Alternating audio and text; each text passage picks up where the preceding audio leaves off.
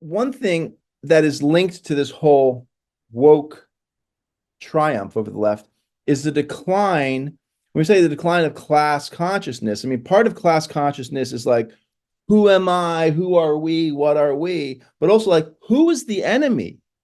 You know, the ruling class, rich people, what, how rich? What are we talking about here? Who is the enemy? That's one of the questions that gets flushed away by this kind of the horizontalism of wokeness, right? There's a maximalism and a horizontalism come in with wokeness.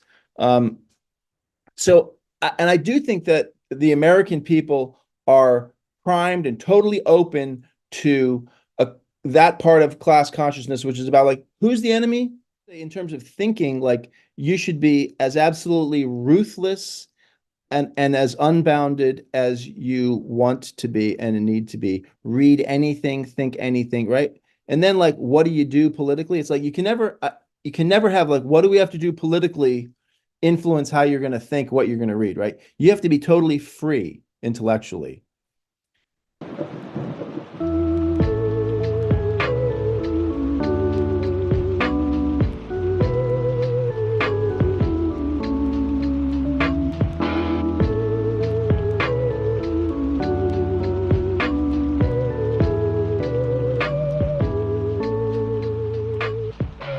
Hello, everyone, and welcome to another Class Unity Speaker Series event.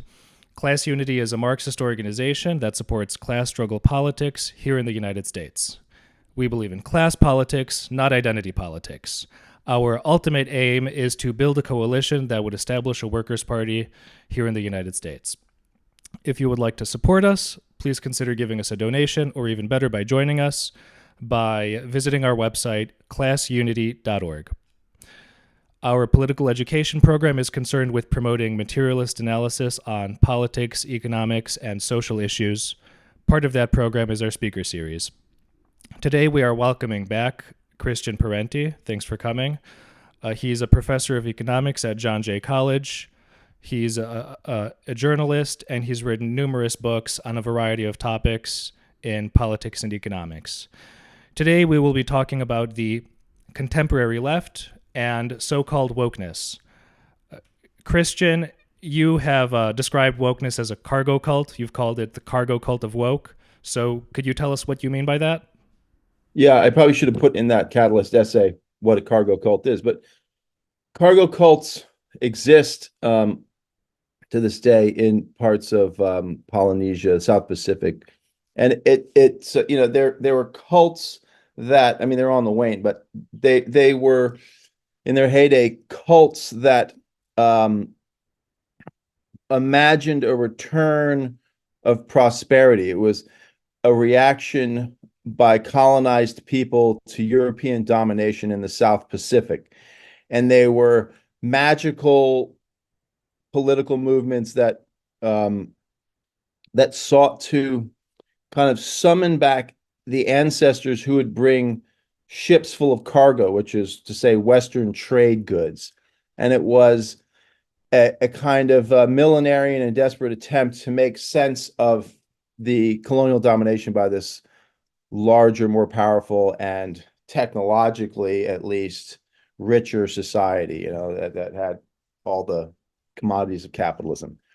And, the methodologies of cargo cults I use the past tense. I mean, there are a few sort of like cargo cults around still, but mostly it's a historical thing. So the methodologies were, it's not political. They weren't political organizations that confronted colonial authority.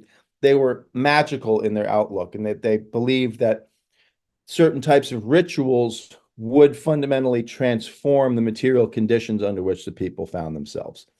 So that strikes me, sadly, as an apt metaphor for large parts of the American left. And I was asked to write that article about, to review these books about wokeness, not all those, just two books about wokeness I was asked to review for Catalyst. And then expanded it, brought in some of the more right-wing books, and but not only brought in other left-wing books.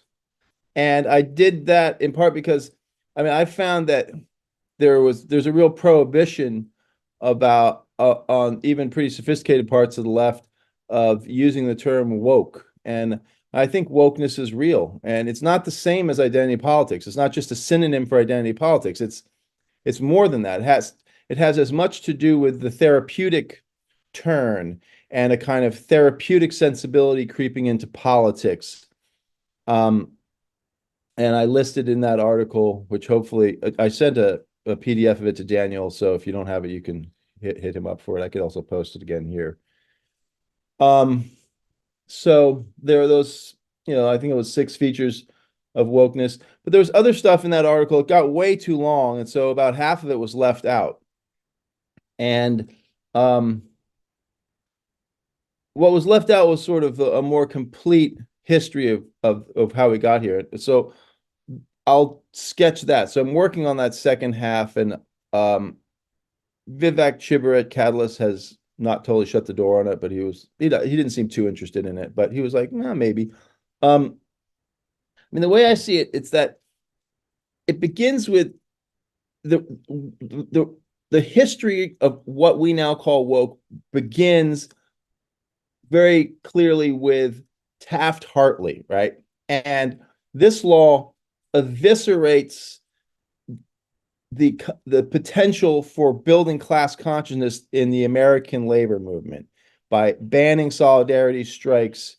It long story short, it undermines the ability of unions to develop class consciousness by undermining the actual practices of solidarity. So it's often noted that it undermines the practice of solidarity. Unions can't have sympathy strikes, they can't have boycotts, these kinds of things. There's also around the same time like the Smith Acts putting communists in jail, the CIO and AFL-CIO purge, but it's mostly the CIO, purge all sorts of Marxists and socialists from their ranks.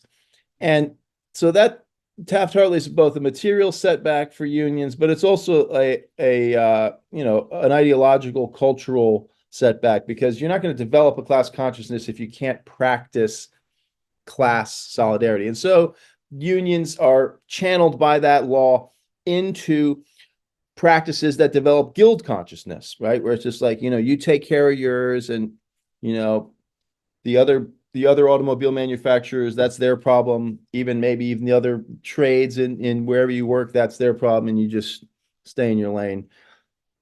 Then simultaneous with that, there is in Europe the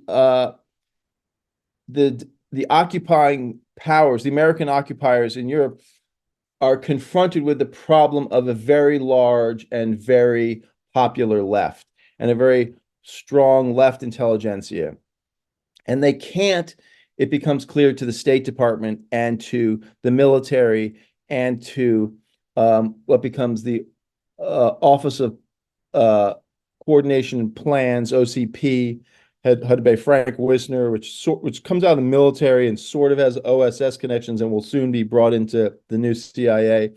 And, long story short, it's all taken up into the CIA. It becomes clear that the U.S. occupiers in Europe can't just crush this left, and they can't just convince these leftists that America is great.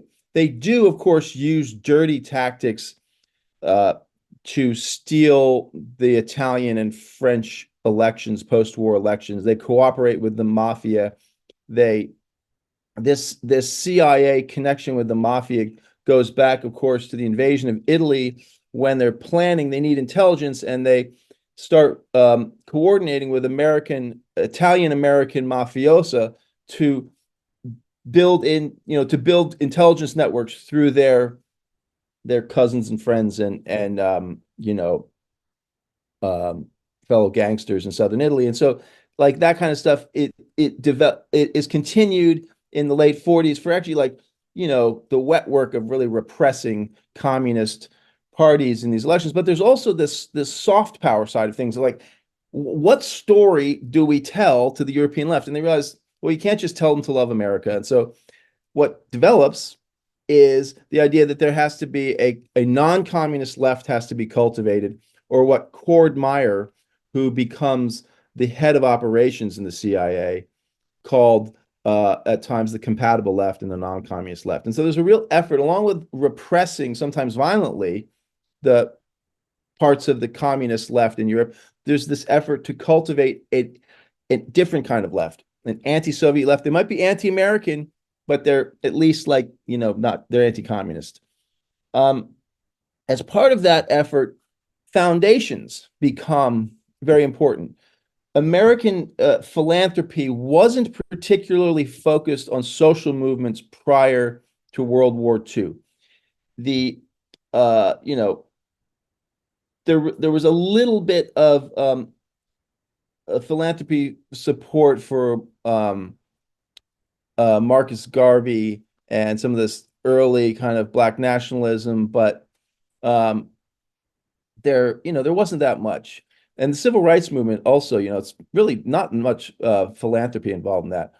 But in this effort, the Cultural Cold War, as Francis Stoner Saunders and Hugh Whitford, I think is his last name, put it in their books. So Francis Stoner Saunders is the Cultural Cold War, and Hugh Whitford's is the Mighty Wurlitzer, which is about Frank Wisner and OCP and the same kind of stuff. They start building connections with foundations, and foundations also come to them. For example, the foundation connected with Welch's Grape Truce comes forward and offers its services to the CIA and ends up funding the work of Norman Thomas, who was a former socialist. There's a lot of ex-communists who become disillusioned with communism who join up with this. Jay Lovestone, for example, becomes one of these types. Richard Wright actually gets involved in this. He has, he joins the Communist Party in the United States in 39, I believe, and is with the party for like 10 years. And then by the late 40s, he's turned against it, and he's in Europe and very disillusioned. And he actually cooperates in this Cultural Cold War. And then he becomes disillusioned with that. And he gives a press conference shortly before he dies, at which he says, I could find the quote, but I'm not going to waste your time looking that up. Where he says, it's my opinion that most of these left movements are put up by governments to keep tabs on the opposition. He dies shortly after that, dies young, right? So foundations are growing increasingly important in this. When the Church Committee comes out with its findings in the 70s, they find that there's about like 169 foundations have these, cooperative relationships with the CIA. Then beginning in the early 60s, the civil rights movement is gaining momentum, getting some, forcing some victories. And another layer of this story emerges with the war on poverty under Johnson. And you have, with the war on poverty, the rise of a new form of funding for social movements and a government-funded move to professionalize social movements and bureaucratize them. And this is in the form, through the war on poverty, of like the community action programs. And, there's all sorts of programs aimed at funding and organizing and modernizing and making more effective these social movements.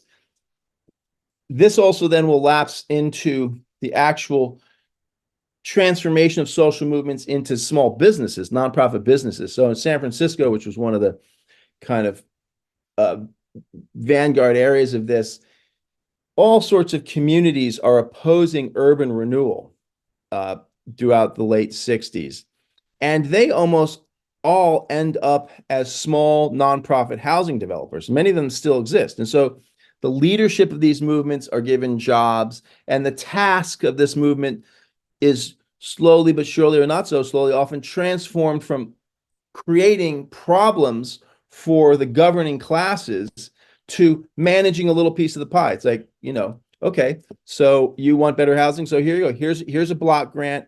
You guys can develop nonprofit housing. You're right. We shouldn't have cleared the Fillmore. We shouldn't have cleared these neighborhoods of all of these poor and working class African Americans, and we shouldn't have cleared south of Market of all these Filipino and white single male former seafarers. You got us in here. We'll give you a little bit of money, and you can create some nonprofit housing. And then that just absorbs and transforms these activists into nonprofit business people. But that kind of pattern is replicated like all across the country through the war on poverty. And foundations parallel to this also start getting heavily involved, particularly and much more aggressively in the late 60s when McGeorge Bundy goes from being Johnson's national security advisor to the head of the Ford Foundation. And the Ford Foundation, he moves over there in 68. And an interesting note on this, King, there were some rich individual families that helped fund the Southern Christian Leadership Conference, but mostly it was self-funded. And none of the modern big philanthropy groups that we are familiar with on the left today are involved in that. Ford does give one grant to King, and it's only for like a year and a half, and then they're not going to renew because he's, quote unquote, like, he's going off the reservation, as it were. He's becoming increasingly explicit about his class politics. And it's around that time, it's after that grant that Bundy heads up Ford. Ford is at that time by far the largest philanthropy, the largest foundation in the US. I think I forget the ratio, but it's still the biggest, but it was like 40% bigger than like the next biggest, right? And in Karen Ferguson's book, Top Down, she gets into this, and the whole focus is race, right? And it's particularly towards kind of like Black nationalism and cultural nationalism. That is Ford's focus, and lots of other foundations do this. So you have this, government-funded programs in the wake of urban renewal as part of the war on poverty, the community action programs, all these different programs that are about bureaucratization and professionalization of social movements, which is to say the cooptation of the leadership and the transformation of their tasks and the transformation of their discourse, and the foundations coming in and steering people away from class politics towards identity politics. There is at the same time, of course, repression in the form of COINTELPRO against more explicitly class-oriented leaders in the New Left. There's also the rise in this post-war era of the therapeutic moment, right? Of this like massification of psychology and psychotherapy. Prior to World War II, the vast majority of psychiatrists in the United States worked in big institutions. And after the war, they're basically like pushed out of these institutions. This is even before like proper deinstitutionalization, like the emptying of mental hospitals in the 70s. There's a kind of a turn towards the mass society coming out of the war. And part of the feeling is that, psychology, all of the various therapeutic disciplines don't need to just focus on acute, chronic mental illness. It's just as legitimate to focus on everyone in society and all the kind of routine unhappiness people have. And so there's like, the proliferation of this therapeutic culture that informs the New Left in very important and I think pretty destructive ways. One way you see that is, and this is not to blame the New Leftists who go in on all this, I don't mean to sound like a complete jerk, but like you see coming out of the radical women's liberation movement, the radical feminists, the rise of consciousness raising. And this is something that's going on parallel in psychiatry, the rise under, what's his name? Craig Robert, I think his name is, the rise of basic group dynamics, like group therapy is emerging, and the left starts taking this on. Primarily, it seems to me that the entrance point is radical what they call radical women's liberation movement, and they begin the kind of like consciousness raising in the late 60s and encounter groups. Fast forward less than 10 years, and you've got Cesar Chavez of the United Farm Workers is wrapped up with Synanon, which is a kind of a cult that comes out of AA. And I mean, I think AA is, and all the 12-step programs are fantastic, but that this becomes this like pretty weird cult that then ultimately collapses in the 90s in some huge scandal and all this kind of stuff. But so this sort of like intense, well, the idea which comes out of the women's liberation movement that the personal is political, it actually, I guess the term is actually coined by someone in DSA, I'm sorry, SDS prior to that, but it's really popularized by the women's liberation movement. And then it pervades the left, that the personal is political and that psychological work is political work, et cetera, et cetera. So these are just like in an archaeology of woke, these are just some of the layers of this stuff.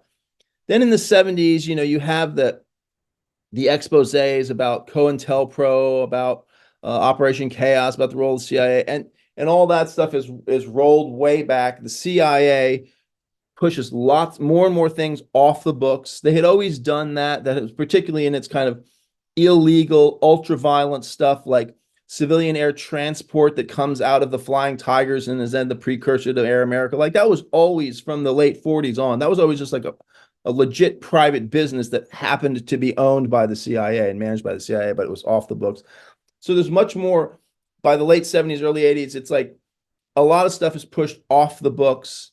A lot of the soft power influence that the CIA had always pushed abroad is shifted to the State Department. Oh, I should say that crucial in that the explicitly CIA connected part of this story is the National Student Association that Gloria Steinem was involved with. The National Student Association was an American student organization that was aimed at disrupting, it was aimed at engaging with and nudging and helping to build the non-communist left, the compatible left, and also it aimed at disrupting the communist youth left. And so they would go to international youth festivals and they would, do, almost kind of yippie style pranks to mock the square Soviets and Czechs and Bulgarians and whoever else, this sort of stuff.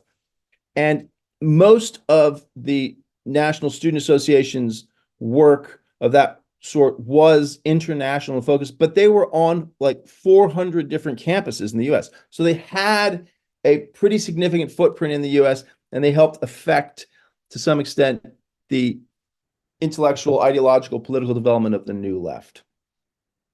So then getting back to the sort of late 70s, early 80s. So then all this stuff is increasingly off the books after the Church Committee and the Pike Committee and all this kind of stuff. And foundations, philanthropic foundations that have already been heavily engaged become even more engaged. And in the 80s and 90s, these patterns that have been established by everything I've laid out, like really start to like kick in hardcore. And it's almost like, I think that's the moment when it's like, in retrospect, we can like, oh, this is ripe wokeness. And it takes us a while to name it, but like, that's like this worldview. It includes identity politics, but it's about much more than that. It's fundamentally kind of anti-communist. It's highly personalistic and therapeutic in its orientation. In that therapeutic sensibility, it focuses on like the micropolitics of sort of political etiquette, what you say, what you wear, all this kind of stuff that we're all unfortunately familiar with. So that is what I try and lay out in the second half of all of this. And then, of course, something I hinted at in the Catalyst article is that this woke ersatz leftism becomes increasingly useful for managing the white-collar labor force. And that part of what neoliberalism produces is an expansion of this professional managerial class. Whereas the grandfather might have owned a general store in, rural general store, the grandson is more likely someone with an MBA who now works at, Walmart or Kroger's or something like that, right? I mean, that's the kind of transformation that happens. The old petty bourgeoisie is increasingly absorbed into the professional managerial class. And part of neoliberalism is, as you guys know, an intensification of the boom and bust cycle, an intensification of the creative destruction of capitalism. And so this class, even as it expands and even as certain parts of it are doing well, other parts of it are continually being proletarianized, continually facing the decline of their firms, the restructuring of their firms. And so the life of the PMC becomes like a Hobbesian war of all against all. And by the 90s, this kind of woke tropes become an armory that this class can use against itself, in its struggle for posts, basically. And that and then the final thing I think that is important in sort of understanding this, I just finished reading Yasha Levine's Surveillance Valley, which I should have read a long time ago, but I didn't, partly because I wrote a book that was published in 2002 called The Soft Cage: Surveillance in America from Slavery to the War on Terror, which was a history of sort of routine everyday surveillance, not police investigations. Like, sort of like it's like how do we get IDs? Like what's the history of like carrying this card that has a photograph, your biometric information, and a number or two that like links you to all these databases. So I was like, I was like, I'm not that interested in surveillance right now. But anyway, so it took me a while to get that book, but I think that's a really good book. And he hints at how this, well, first of all, the story he tells, as many of you probably know because you probably read it, but some of you probably haven't. The story he tells is how the internet was bound up with military programs and military spending from the very beginning. Comes out of ARPA and, this networking of all of these computers together. This is a military project from the beginning. And there's never a moment when the security state and the Defense Department don't take an interest in the development of online culture, the internet. He ends his book with a discussion of how the privacy movement was in many ways, he doesn't use this term, but I would, controlled opposition. The end of the book is he's very critical of Edward Snowden. He's not critical of WikiLeaks, but he's very critical of Tor. His argument is that Tor is, it's not an argument. He gets the documents through Freedom of Information Act. He's a great, fantastic journalist. He shows that Tor is a majority government-funded project, and they have regular contact between the security state and the managers of this independent nonprofit. Tor is, the ultra secret. It's the dark web. It's the, what it stands for. It's called the Onion. What's the R for? The Onion Relay. I forget what it's like. It's like router. The Onion router. The Onion router. Okay, thank you. And then similarly, Signal. Supposedly started by an anarchist. The dude is like, again, Levine shows like completely mobbed up with government funding, right? So the book ends with a sketch of the privacy movement as essentially controlled opposition. And I think there's an element, and I know this will sound crazy to a lot of people. You're not allowed to suggest that the state has agency, let alone the security system in it. Well, I'll get to that in a second. But I do think there's an element to wokeness too, which is like the internet and the left's submergence in this culture of the internet and social media. This has a lot to do with pushing this pattern of behavior, this worldview. And there is a lot of nudging that goes on in that. I mean, one thing that was confirmed by the Twitter files, but nobody picked up on, and Matt Taibbi didn't make much of it, was that they discovered that, yeah, indeed, like a lot of Twitter accounts are fake, and they don't know where they came from. But I mean, first of all, anyone, can set up a business where you have fake internet accounts. And so it's not to say, oh, they're fake and it's all like the CIA, but it's like, I mean, for-profit, entrepreneurs are constantly doing this. This is like all this reputation fixing stuff. That's what they do. They've got staff who manage accounts. The US military does this as well, in its cyber warfare in other countries. So private firms do this. If like you're being badmouthed, your company, whatever, you're a celebrity, you can hire a firm that just crowds out this stuff along with lobbying, the social media companies to de-amplify your enemies. But so all sorts of characters and institutions are in there creating these fake accounts. But they showed that, and there was no discussion about what does that mean? Like how much of this interaction is with like institutions and with and fake accounts, and what does that mean for how the left operates?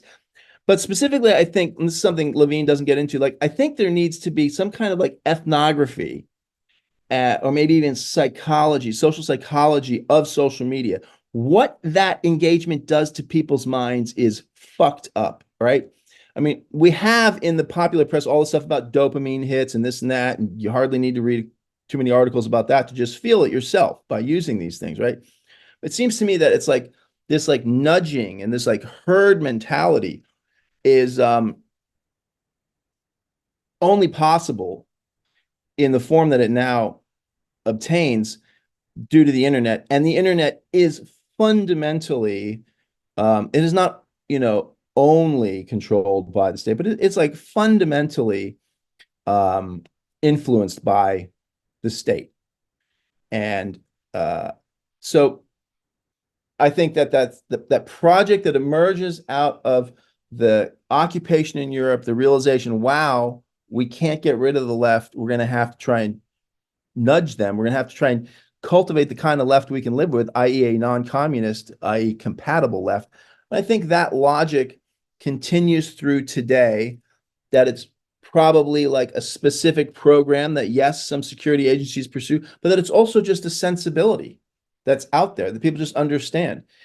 And I mean, you saw an example of this with Darren Walker wrote a letter about maybe it was about 10 years ago. It was when Bernie was really surging, head of the Ford Foundation. He wrote this amazing letter where he's like, okay, we're all into social justice too, but let's not forget that it was capitalism that gave us all this bounty. And so the task is to make capitalism more humane. He got so freaked out that he was like, just wanted to remind everybody that's like,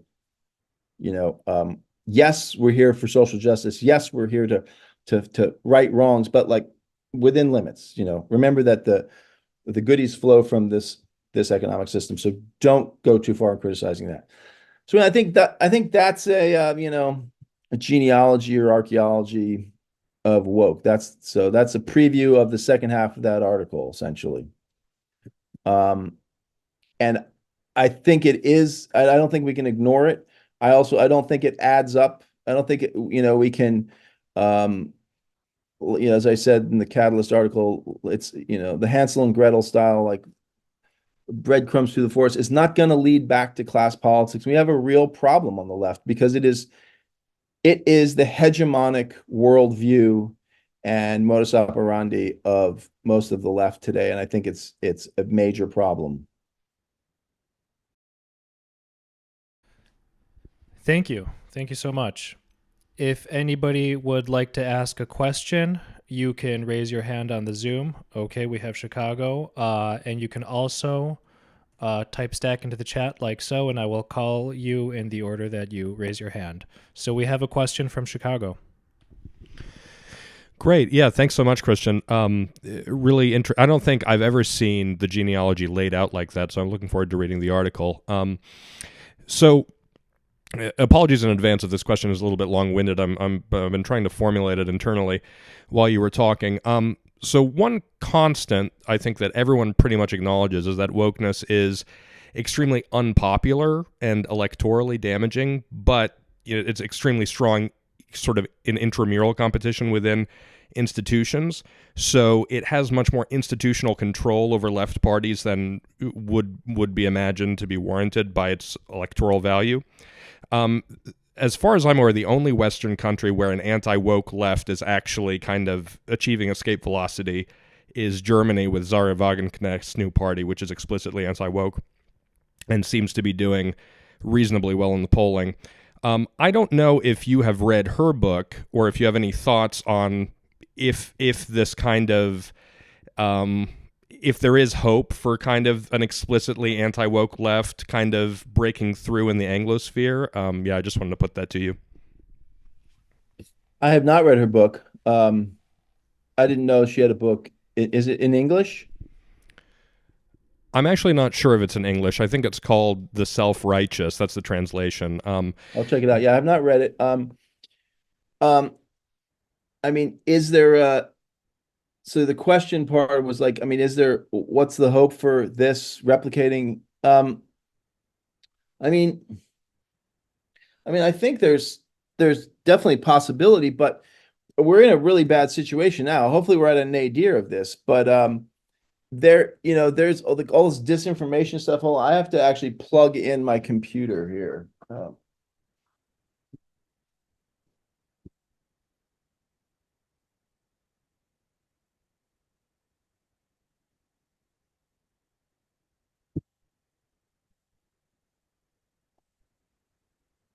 Um, I yeah, it's I don't know.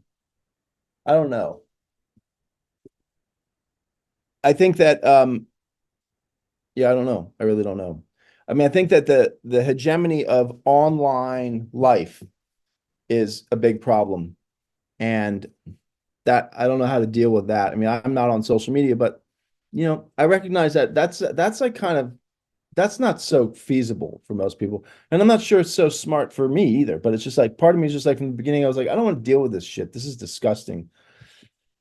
But that's where people are at. So, you have a hard time. One has a hard time connecting with people if you don't do that. So, and there are good reasons to be online. And there's lots of, it's not like the left online is completely dominated by wokeness. You've got people like my good friend Max Blumenthal, who's like, as far as the system is concerned, a major problem. They do not like at all the kind of traction he has and the kind of reporting the Gray Zone does, and that's all possible because of the whole online ecology. So it's not as simple as like, oh, turn our backs on it and like get away from that, because that's not realistic. And so then when we engage with it, a lot of people are going to be manipulated by it into and nudged into this woke sensibility. And part of that has to do with, like, I think if there was such a kind of ethnography of life online, part of it, well, if I were going to do it, it would have to do with like the practice of thought and the role of privacy and thinking. I think it is super destructive to have to constantly take a position. I mean, gone, it seems to me, in online culture is the space where you're like, I don't have a position on X because I don't know anything about it. And I'm going to read about it. And I'm going to read with an open mind. It's just like, you got to take a position. Like, like it really matters. You're on the barricades here on your cell phone, and you've got to like take a position. I demand that everyone stand, blah, blah, blah, blah. It's like, that is totally anti-intellectual, even if there's a time and a place for that kind of stuff, Yeah.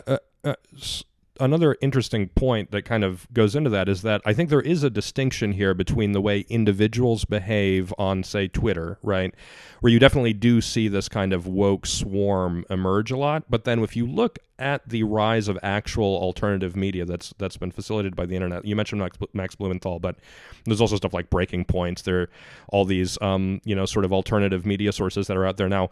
Almost none of them are woke. None of the ones that really take off are woke. Most of them are explicitly anti-woke, which I found to be a really sort of interesting dichotomy, right? But yeah, anyway, I'll yield.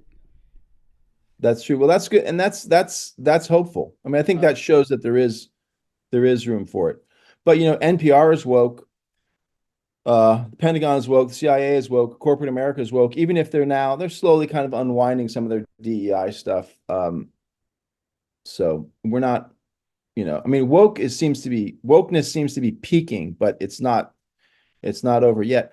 And there's also just so much money that goes into that. And there's like an institutional basis of that. And as I laid out in that Catalyst article, using the odious Richard Hanania, I mean, it's the weakness of the 64 civil rights law has created the need for this. Corporations defend themselves, and they have taken real hits for their discrimination. And so part of their response is like, okay, we're going to invest in DEI training, all this kind of stuff. Hopefully that prevents people from being bigoted pigs and causing us problems. But if it doesn't prevent it, at least we have a defense. We can say, look, we've got a whole department to deal with this. It's like, this is an aberrant, we're not a bad corporation. This is an aberrant manager, like that. Leave us alone. So those dynamics aren't going to go away. Robert? Oh, sorry. You can finish your thought. No, go for it. Great, thanks. And thanks, Christian. Everything that you put out always seems to be really helpful. Two closely related questions, I suppose.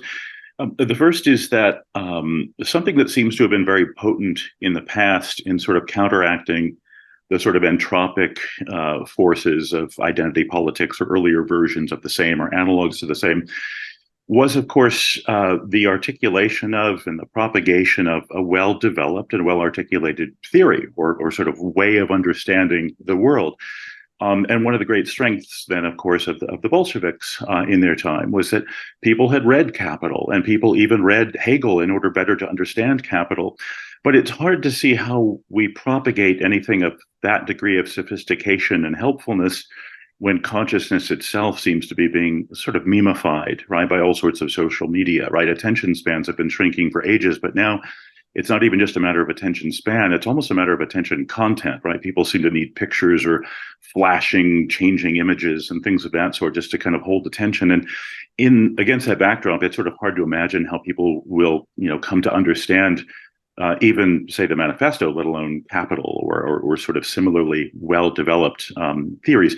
The related question is that another strength of the Bolsheviks, of course, that enabled, I think, their success was that they were able to sort of integrate the sort of national aspirations of non-Great Russian subjects of the Romanov dynasty into the liberatory project. In other words, if you were Kazakh, or if you were Chechen, or if you were Mongol, or a descendant of the Golden Horde within the Romanov Empire. Or Kurdish. The only time the Kurds had their own state was... Yeah, the Kurds as well, right? You could kind of integrate their own national aspirations into the broader liberation that was the Marxian liberation. And when I try to think about what a counterpart to that might look like today, I have difficulty in sort of figuring out how to sort of distinguish that really clearly and really understandably, sort of viscerally understandably, from mere identity politics or wokeness politics. So I'm wondering if you have any recommendations or thoughts about how one might go about dealing with both of those sort of related problems or difficulties, I should say. Yeah, I mean, I don't have a good answer for you, but one thing is, I mean, in the United States is very different from the Soviet Union, right? I mean, it was like the US is multicultural, but in a very different way, right? We don't have like nations with like geographies, right? It's like we have this, melting pot. And so I think that means that the identity politics of our country is very different. And that it opens room for universalism in a way that, the Bolsheviks had to speak to these, national geographies in a way that's not really an issue in the US. So that's one thing. And I think that I don't think people need to, it's not realistic to think everyone's going to read Marx or even read the manifesto or whatever, but like that one thing that is linked to this whole woke triumph over the left is the decline. When we say the decline of class consciousness, I mean, part of class consciousness is like, who am I? Who are we? What are we? But also like, who is the enemy? The ruling class, rich people, how rich? What are we talking about here? Who is the enemy? That's one of the questions that gets flushed away by this kind of the horizontalism of wokeness, right? There's a maximalism and a horizontalism come in with wokeness. And I do think that the American people are primed and totally open to that part of class consciousness, which is about like, who's the enemy? And that's part of what drives Trump. There was an article in the Harvard Business Review right after Trump was first elected, which tried to understand how his populism worked. And the argument was that, well, not nobody, but like very few people know billionaires. That's like, they're not part of your life. I mean, they're part of your life through institutions. They own the phone company that, screws you over or whatever, but you don't deal with them. But it's like the kind of upper echelons of the PMC, working class people deal with them, and they really resent them. They feel the oppression coming from these people. And Hillary Clinton embodied that type, and so why don't poor people, working people, struggling middle class people, how do they identify with this billionaire? Because like billionaire is an abstraction. So, I mean, there is this like very organic anti-elite resentment in the American people, and Trump taps into it with his, you know, his BS version of a kind of anti-elite politics. So I think that's a real opening, that part of like class consciousness isn't just like think as workers, let's have solidarity as workers, but it's also like who's the enemy? It's like really articulating, continually reminding people who the enemy is. I was listening to Bowman's last rally before he was defeated um, while driving alone with my wife not in the car. I was able to listen to the dreaded NPR. Our 3-year-old son, I just can't, I don't, I mean, that's the only time I listen to that garbage. But we have a kid, he's 3.5. And like when he was 1, I would turn on NPR and he'd be like, no, just he couldn't understand, but it was something about the sound of the voices, like, no. And she's like, oh my God, turn that stuff off. So I'm driving along. So I listened to that. And it was, or maybe it was, I don't know what, maybe it wasn't NPR, maybe it was like KPFA or something. But they played a clip of Bernie's comments and then of AOC's comments. And it was really instructive. Bernie Sanders was talking about, the capitalists, like the 1%, and talking in class terms. And AOC was talking about, she was like, Bowman is running against greed and racism and all like these abstractions, and Bernie was talking about, the corporate plutocracy and APAC, and it was like really, it crystallized for me like the difference between AOC and Bernie. It's like Bernie always articulated the real enemy in ways that people could understand. And AOC like almost does it, but that, it's that 1 or 2 degrees of variation is a big problem because it's not the same, because it slips into abstraction, all that. So I think that's important. I should stop rambling, but I think that understanding that part of class consciousness is identifying the enemy, analyzing the enemy. And part of why we don't do this is because nobody studies elites. And I think some of this has to do with the whole question of conspiracy theory. This is something that animated my father a lot, even more in person behind the scenes than in his writing. All of these questions of the co-optation of the left, and also of like what was the nature of ruling class power? Like what was the nature of the state? But this whole prohibition, I mean, what it comes down to, as soon as you start suggesting agency and forethought and planning among elites, you are attacked as a conspiracy theorist. That almost perfectly, not entirely, but like the explosion of that term tracks back to the Warren Commission report, right? Which was headed by fucking Alan Dulles, okay? He was the only person who sat for every meeting, unlike Warren, the Supreme Court justice. Dulles, who had been fired by Kennedy, right? Kennedy inherits the Bay of Pigs. It blows up in his face. And he says to people like, well, when I'm reelected, I'm going to smash the CIA into 1,000 pieces. He thought these guys were nuts. They were totally dangerous, and he wasn't into it, right?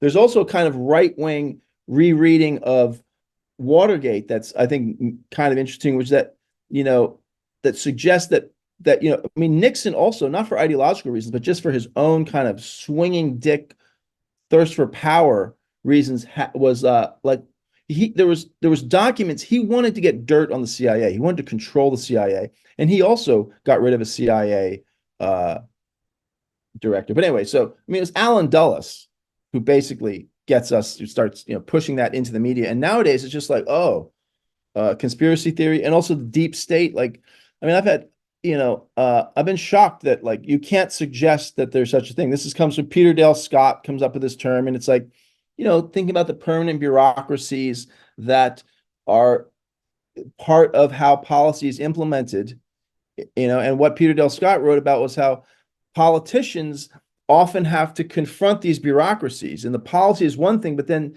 the apparatus that's supposed to implement the policies don't always go along with it, and they will do things that actually undermine the elected officials' ability to impose the policy that they want. And I mean, just a total hostility to that term. So that whole that phobia is very detrimental. And I think it has done two things, moving from sort of mass politics to kind of more academic and intellectual stuff. It's like it has undermined the development of the Marxist understanding of the state. Marxist state theory basically stalls out with the Poulantzas-Miliband debate, which is I mean, I think it's a pretty sterile debate, pretty abstract. And I think some of that has to do with the fact that if you're going to really study state power, you have to be able to study the intelligence services and what they do. And if you cannot speak about that publicly without being accused of reducing everything to a conspiracy, I mean, you're not going to understand how the thing works. You're not going to understand like the relationships between the elected officials, mass movements, different branches of government, and then like, not just like the various permanent bureaucracies, the health, the public health officials, and the military intelligence permanent bureaucracies. You have to understand that. That's not to reduce everything. You cannot reduce it to that. That's not the majority force in all this, but it's an important nudging, intervening force at crucial times. And the left basically can't think about that. If you think about that, your tinfoil hat and your persona non grata, because you might contaminate anyone else. And everyone is very concerned with their own legitimacy. Left intellectuals are deeply concerned with their own legitimacy, not because they're bad people, but because you will lose your job if you don't do that. And again, I speak from experience. My father was red baited out of academia, and he eventually became, prominent due to his public speaking and writing. But things were pretty tough in the 70s for us and the 80s, and if he wasn't such a kind of a maniac in a certain level. It's just a tough guy, a short kid from a tough neighborhood with an abusive father and a massive chip on his shoulder, and just had a belligerent streak and just wasn't going to back down. And that made him actually a pretty difficult person. But he was just like, fuck it. He's like, I'm okay with being disliked. Fuck it. But most people can't deal with that. And also, most intellectuals don't want to then have to hustle and scrape and like be out there constantly, trying to make a living on their own, right? So this concern with legitimacy isn't just some sort of like psychological hangup. It has real consequences for people. So anyway, we've got that's a problem that is linked to like wokeness and this kind of larger phenomena of nudging the left, controlled opposition, the stuff that goes back to Federalist 10, really, that's in that essay where it's like, where Madison is like, you're never going to get rid of faction. There's always going to be opposition. So how do you want to live with this? This is a chronic condition. Decide what form you want to live with, right? And it's like, so like that's the basic project. What kind of opposition do the elites want to live with? How can they achieve that? We've got a few questions left, and we've got maybe a half hour. Garrett, go ahead. Hey, thanks for the talk, Christian. Hello, Garrett. Good to see you, my friend. Thanks. It was great, and I want to commend you for being suspicious, and I think you should be more suspicious. And just to add to a couple of things you said, that I think Norman Thomas was not a former member of the Socialist Party when he was a CIA asset. I think he still was an active member of the Socialist Party, like through the end, right? The late 60s or whatever. I think so, yeah. Yeah. And he was also he was actually part of the American Friends of Vietnam, of South Vietnam, aka the Vietnam Lobby, while he was in the Socialist Party. Just like, the North Vietnamese were too authoritarian, and the US should be helping rescue democracy in Vietnam. So that's really shameful history that not too many people know about, but it's very well documented. It's in the Mighty Wurlitzer book you mentioned and stuff. I'd also like to add that, like Martin Luther King, he got a lot of foundation money from the very beginning. He got Rockefeller money very, very, very late in his career. And late in his career. I haven't researched it too closely, but my impression was that there were like some like small, they weren't even foundation, but there were rich people who helped King, but that it was only later that he gets the Ford Foundation, or yeah, it was Ford. I think I said And one of his early backers Ford. was the heiress to the R.J. Reynolds fortune, the Reynolds Foundation. But I agree with your analysis. I mean, he went off the reservation, and maybe that's why they whacked him. But I just wanted to clarify that, like, you know, he was sort of a foundation creature at the beginning, and I don't blame him because, of Okay, well, course, that was the height of the Red Scare. Misinformed. So he didn't have too many options, obviously, to be an effective activist. You know, when there was, you know, COINTELPRO and Hoover breathing down his neck and stuff. But yeah, I just wanted to clarify that. And also, I mean, he turned radical because he had more radical people like Snick on his other side pushing him. You know, I'm not as well versed on King as I should be by any means, but my wife, Marcy Smith Parenti, who has written some great pieces about Gene Sharp, and you know, he was like a guru to this day, very important. I mean, and his influence on the movement for a new society, which is like comes out of you know, Quaker peace action stuff. Murray Bookchin referred to them as cynical Quakers. Yeah. But she's doing a deep dive on King, and from the books she has lying around, I get the impression that King was also like, I think it's his first book called Rise Up, Rise Up for Justice or something like that, from Montgomery. I mean, I get the impression from looking through some of these books and talking to her that he was reading Marx early on, and like in his first book was told to tone down his understanding of Marx and his appreciation of that. So he wrote a letter to his wife. I agree with your take, but I think that like Marx. He was, you know, if he's pushed left partly by external forces, that there's also, you know, something that he's been, you know, powder he's been keeping dry until after the you know, the civil rights legislative victories that is not only produced by the new conditions, but that there's evidence that he was, you know, reading pretty interesting stuff very early on. Yeah. No, I mean, I don't mean to say it's not really complicated with him because, well, on one hand, he had Bayard Rustin, and Bayard Rustin had a lot of CIA connections and eventually became a full-on neocon. But on the other hand, he had CPUSA people advising him as well early on, or CPUSA people. Mm-hmm. So you asked me to speak more about the like radical women's libs, personals, political stuff. Yeah. Yeah. I mean, it's like 67. It's a group in New York, and that's, you know, supposedly where the first consciousness raising group begins. And it's women talking about their own oppression.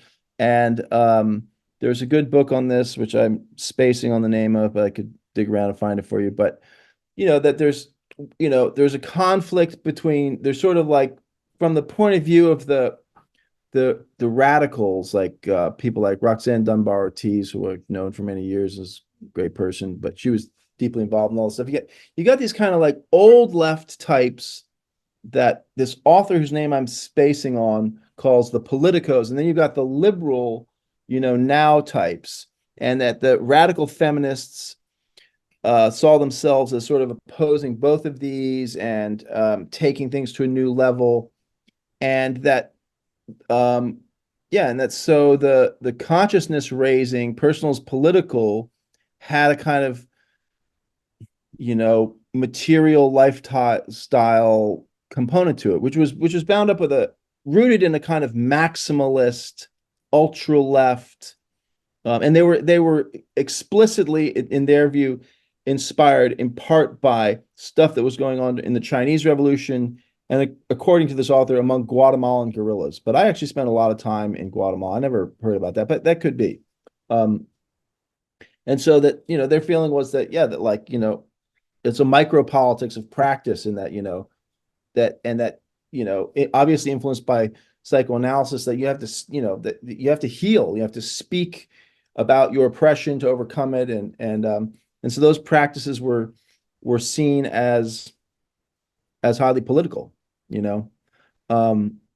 And you could say that it's, one could say, well, it's easy for us to criticize since they achieved a lot, of change for women. And I mean, they were coming out of a pretty oppressive situation. I mean, like women, when they were doing consciousness raising, like married women couldn't have credit cards without the permission of their husbands, Um, so We so, have I a get question. it, but then the legacy reverberates out into something much larger, into what we know, where people are just like, wait a minute, I don't feel good, and I'm going to hijack this whole meeting. I'm going to destroy this entire project because my feelings need to be,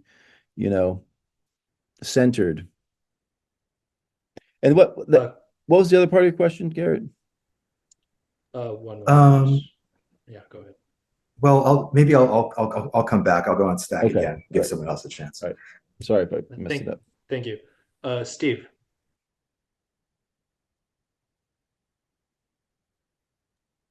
Steve?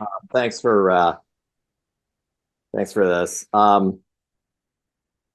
One thing I was wondering is the sort of wokeness seems to be tailor-made for a like a reactionary backlash, and that serves a useful function as well. And I'm wondering if that backlash is in part channeled as well. Well, I definitely think that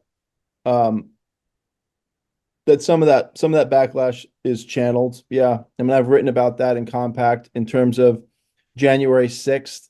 Enrique Tarrio ends up in prison, but it's like Enrique Tarrio, who headed the Proud Boys, was a police informant for many, many years.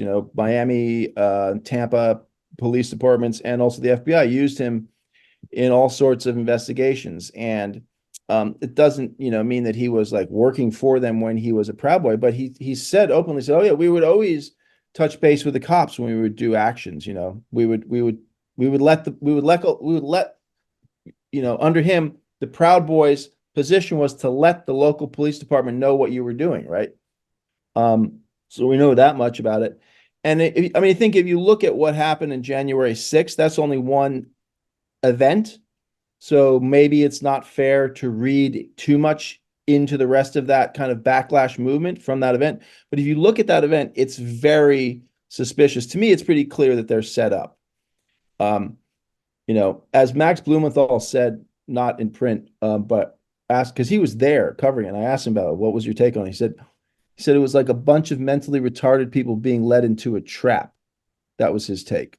You can see why he wouldn't say that publicly, because it sounds pretty derogatory. But there was like, the chief of the Capitol Police, Chief Sund, is begging in the weeks running up to this for National Guard support. And he has to get permission for that from both Mitch McConnell and Nancy Pelosi, ultimately, through the Sergeant of Arms of the Senate and the Sergeant of Arms of the House. And they refuse to give him that support for fear of what the optics would be.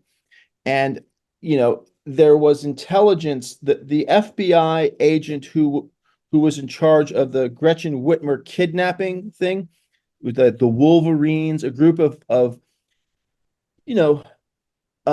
down on their luck kind of, losers, really, who are cultivated by the FBI.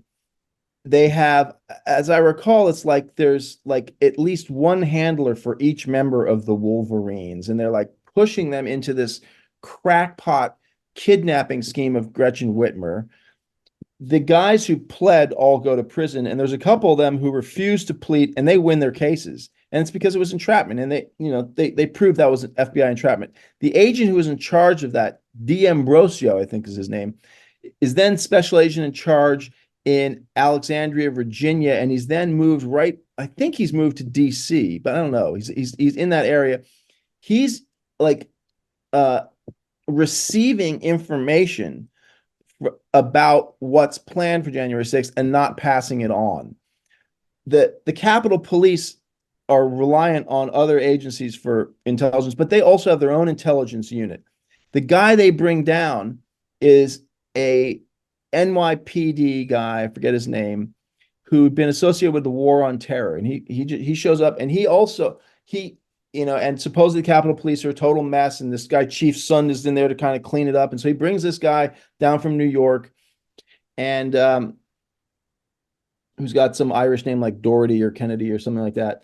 And this guy's job is to clean up the intelligence, and he basically takes everyone off of January 6th to deal with backlog. And so they have like one person doing intelligence in the run up to January 6th. They're like, just by combing through social media, they already know that people are like, you got to bring guns, you got to be ready to kill, we're going to go in there, like blah, blah, blah, blah, all this crazy violent stuff, right? They knew this was happening. And Chief Sund is like, we need the National Guard.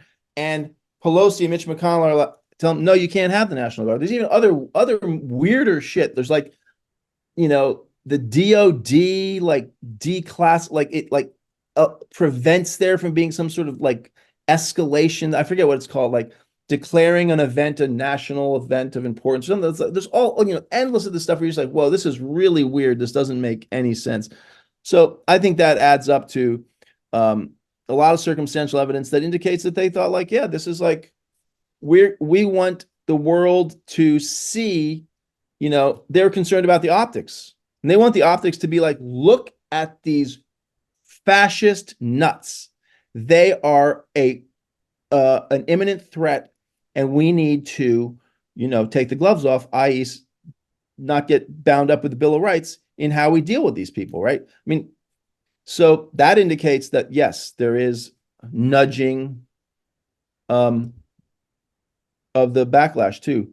Now, I mean, I don't want to suggest that like all of this is planned. There's no agency. There's no room for any. That's not what I'm proposing. What I'm proposing is it's like nudging, right? It's like people are pissed off. Movements are going to arise. You're never going to have a placid populace, right? So it's about like, how do you nudge? How do you nudge? How do you blunt, nudge, confuse, and like manage this stuff? It's a chronic condition that has to be managed, right? That's what we're talking about here. It's not like, oh, and wouldn't it be great to develop from whole cloth a right-wing movement and a left-wing movement, have them fight to get. Like, I don't think that's what's going on, because those things develop on their own. They're a response by real people who have real problems, and have on both the left and the right, both have some sense of like what's really going on. We're like, this is, we're getting fucked. Like things are getting worse, and we're pissed off, and we have to band together to do something about it, right? That's real, that's organic, that's rooted in lived experience. But that it's like, then descending upon that becomes the kind of the management strategy. I wanted to ask a question about that specifically. You've talked a lot about the class focused, the class focused left versus the woke or the compatible left. You also mentioned a difference between the working class or the middle class. You use the term PMC, professional middle class. Professional middle class. Yeah. And so these programs of, foundations and the CIA are able to drive wedges between the middle class and the working class, and the different fractions among them. But that implies that there had to have been divisions there in the first place. And so I'm wondering, for a left to be effective in your view, would it need to unite different fractions of the working class and the middle class in like a universal movement? Or do you think something like that is not possible? What do you see as the best way forward? I mean, I think the professional managerial class is at one level, it's like a kind of strict classical Marxist level. They sell their labor, right? They're actually just workers, and they suffer from false consciousness. But they are a real political constituency that's distinct from the working class, even if they are basically just the upper echelons of a kind of white collar proletariat, so they can be structurally kind of ultimately working class, but that's not the full political story. Politics matters, and they're like they're different politically because they manage people, and you know they're legally different frequently. They can't join unions frequently because they're managers. Yes, we know they classify managers all the way down to people who mop the floors at Starbucks, but like they're also real managers. And it's like, their work, their skills, their concerns are different, even if they are really just salary men. And if the firm goes out of business, they're out the door, right? And that's the moment when they realize, wow, they're just workers. Um, but so I think that a kind of populist sensibility of like lots of class factions together, the people around basic concerns of like healthcare, education, the environment, right to work. I mean, I think that's where we're at. I don't think too much about, what the ideal situation in the revolution would be. And I have an aversion to that kind of like a kind of Dungeons and Dragons level Marxism that you sometimes see in Jacobin, where it's like if you have a Gramscian wizard sword and a 15-sided Lenin dice, like what do you, it's like, come on, like read a fucking newspaper, go out and talk to people. It's like people are not, that's not where people are at, right? So one could maybe take issue with a more populist vision, but I think that's in keeping with American history, and that's kind of like where it's at. There's these different class factions. There's a lot of discontent among um, elements of like the middle class, people who own small businesses, people who are professional managerial class. They also face the problems. I mean, some of this also has to do with like the geography of deindustrialization. I think I might have said this to you guys. I know I've said it in other things, but like, you know, and I see this in Kentucky where my in-laws live, that it's like, even if you are a person who's doing well, you live in a region that has been really battered by neoliberalism. And you can live in a nice house and have nice cars and still not escape that, right? If it's like if your region is under assault and people are dying of fentanyl overdoses and there's kind of hopelessness seeping in, you know, the amount of money you have, that, the performance of your little stock portfolio doesn't fully insulate you from that. I guess there has to be the disaggregation that you're talking about intellectually, but then there has to be a kind of mass politics, you know?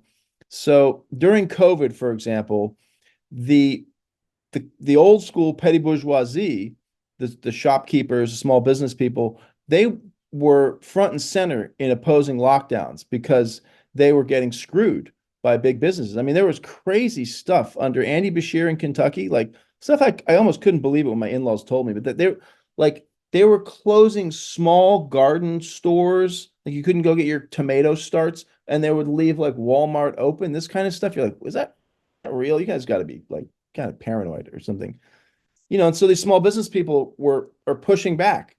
And it was like, they weren't thinking in terms of, and where I live in Western Massachusetts, that's the way it was. You had these like PMC types on the like health committee, whatever they were called, local board of health people, and they were just like, suddenly this was their moment to thrive, and they were just starting to like throw their weight around and telling stores that they couldn't have people in there if they didn't have masks on, all this kind of stuff. And the stores finally started pushing back, saying, well, by what authority are you doing this? And they started engaging, these are like, I'm thinking of, like conservative Catholics who have like a little hair cutting salon. It's like they started engaging in a kind of class struggle, not because they had class consciousness, but they were just like, hey, get this oppressive stuff out of here. So there, I mean, even as we disaggregate intellectually, there's got to be a kind of politics where there is a coalescence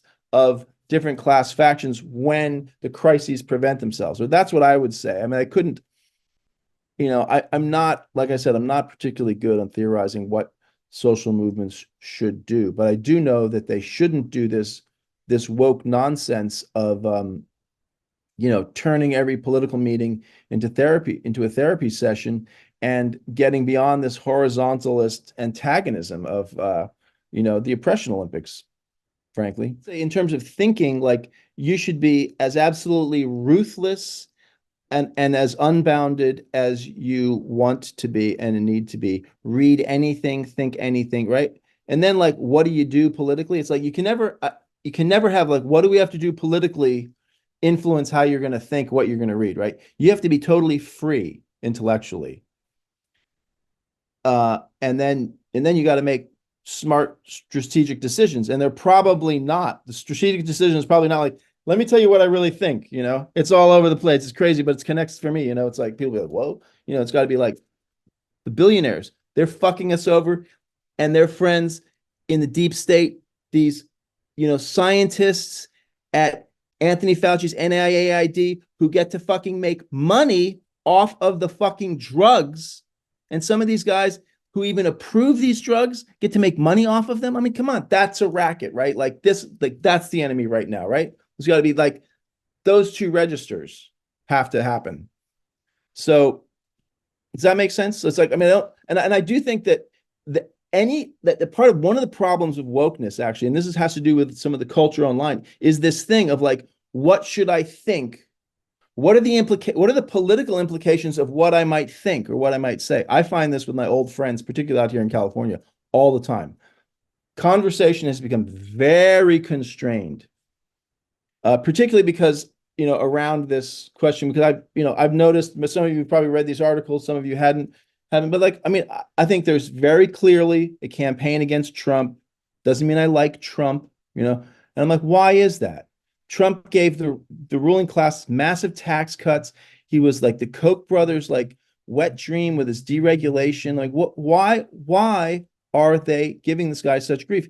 And I think it has to do with his foreign policy, because he was a vandal. He was a wrecker of American empire, not because he was an anti-imperialist, not because he had some sophisticated agenda, not because he's a Russian plant, but because, he like partly even because he's a racist. He's like, in one meeting where he's like, why do we get all these immigrants from these shithole countries? That meeting, where that famous, infamous phrase comes from, he actually says, like, we should look into closing all our embassies in Africa.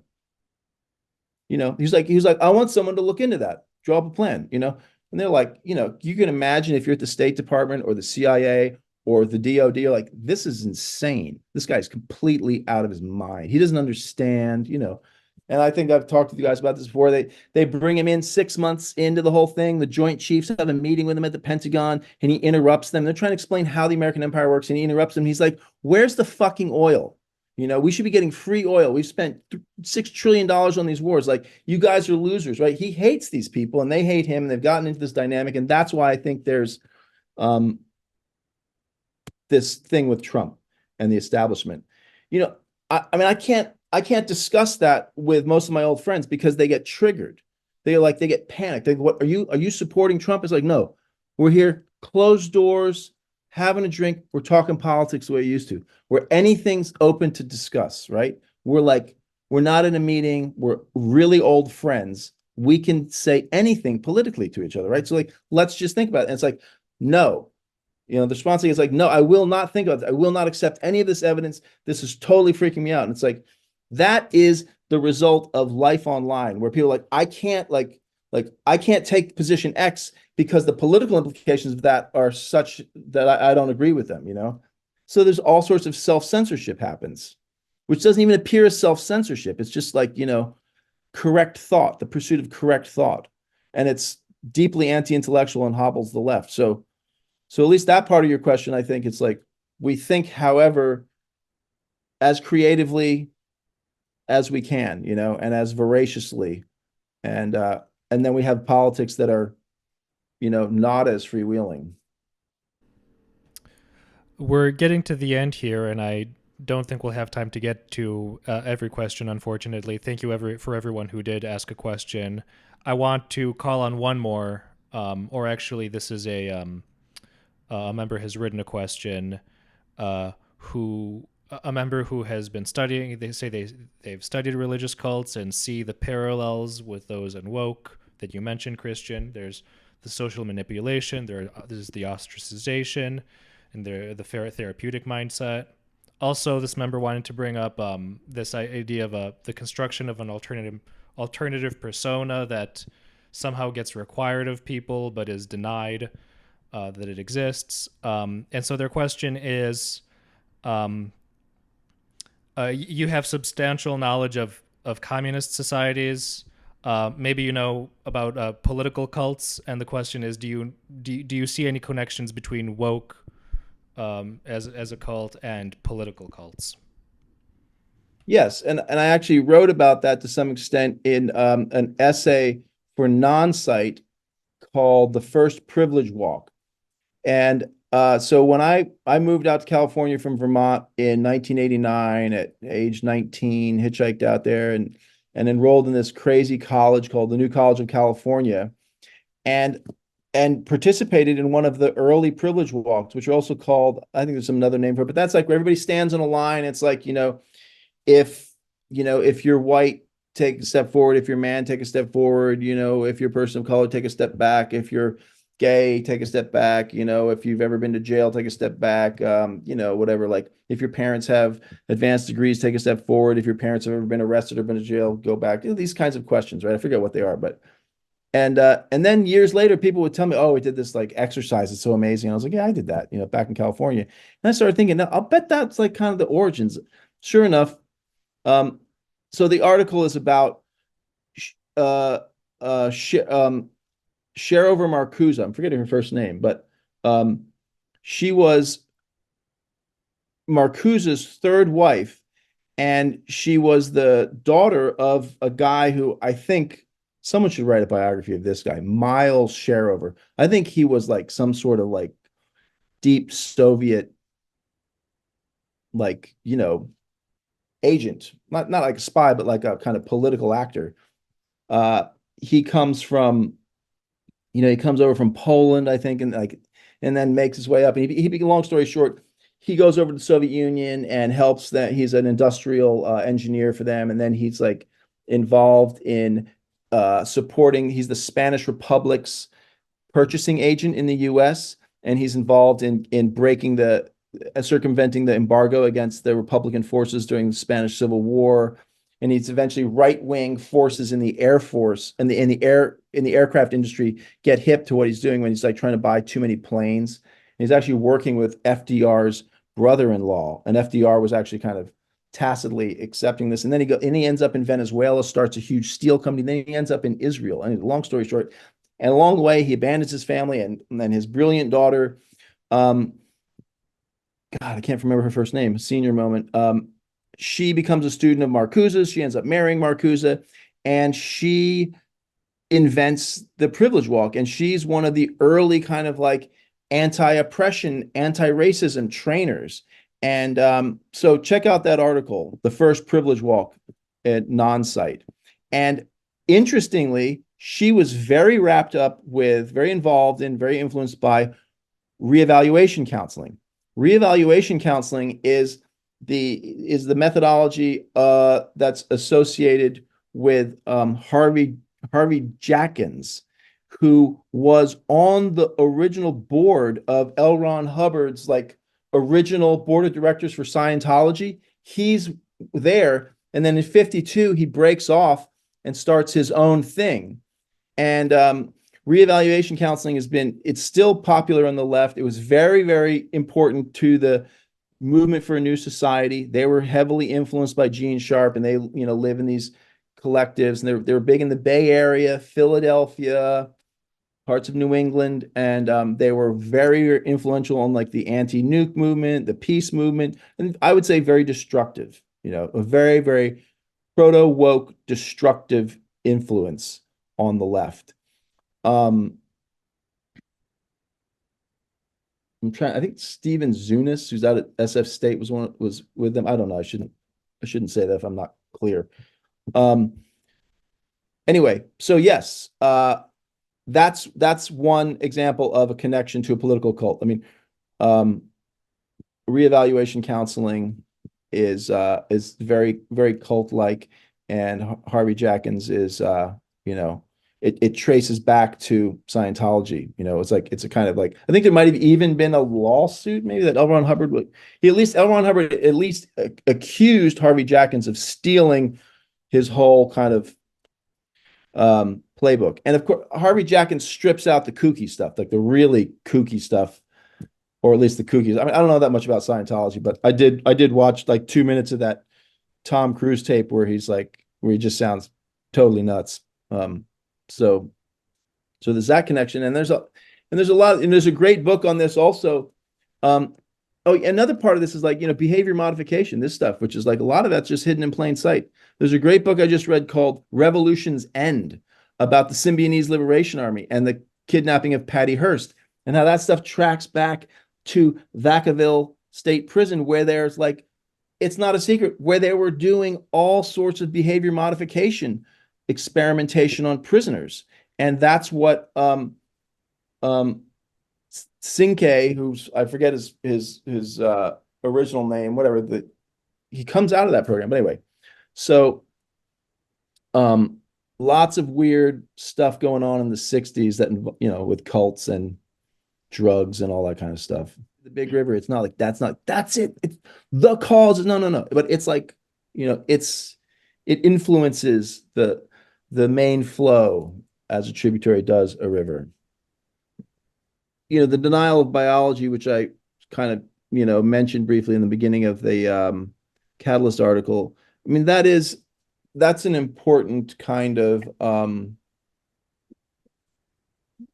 don't know. It's an important test of where the left is at. I mean, it's like, are you gonna really, I mean, just the whole, oh yeah, it's just, I mean, I support any adult's right to do whatever they want with their body. I'm kind of a libertarian like that. I believe that you have the right to commit suicide and and do all sorts of crazy things. But, children, I don't think children should be getting puberty blockers, and I don't think they should be getting cross-sex hormones, and I don't think they should be getting surgery, and it's like, you're not allowed to say that on the left. You're a bigot if you say that about children. I mean, that's nuts. And then it's also like the example I gave in that article is that like the American and the Canadian Anthropological Society Executive Committee shuts down unilaterally a panel that's like, it was scheduled for like 9 a.m. on Sunday, which was going to argue for the importance of biological sex in anthropology. I mean, that's where we're at. That is a kind of it is cult-like in that it requires that you turn your back on your experience, Thanks so much. I really appreciated this today. It's been a really great session. I feel like maybe I've saved a punchy question for the last, and there might not be enough time to get too deep into this, but I think one of the things that if we can use the broad term, the anti-woke left, right? I think one of the things we all agree on almost unanimously is that, as Adolf Reed puts it, that one of the big problems here discursively is the notion of essentialism, right? That a lot of these identity groups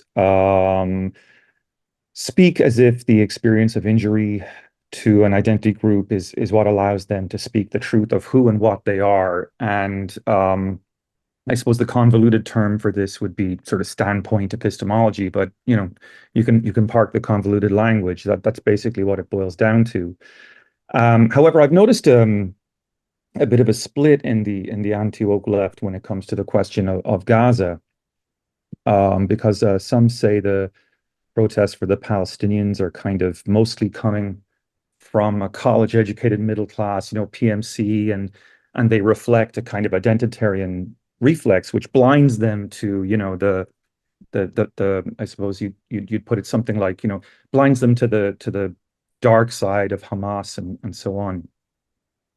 And I do think it's true that a lot of these protests have been from PMC backgrounds, and they have used a lot of grad school terminology, and I'm critical of that. But then again, I think there's also, a sense in which this issue transcends that. And I just kind of wanted to ask your thoughts, and I appreciate it's the last few minutes of our session here today, but, to make it a little more targeted, there's a lot of a lot of anti-woke audiences that I would say among with working class targeted media, especially like Joe Rogan, Judge Napolitano, Glenn Greenwald stuff, that seem to be quite comfortable talking about this issue in very kind of non-woke ways. I mean, they just use universalist language. Maybe I can just pass the mic to you here and just see where you weigh in on. I mean, yeah. Well, I mean, I am. I've not followed. I mean, I read all the new historians. I've been to Israel and Palestine briefly years ago on my way out of Iraq. Yeah, I mean, I'm not a fan of Hamas. I'm not a fan of political Islam.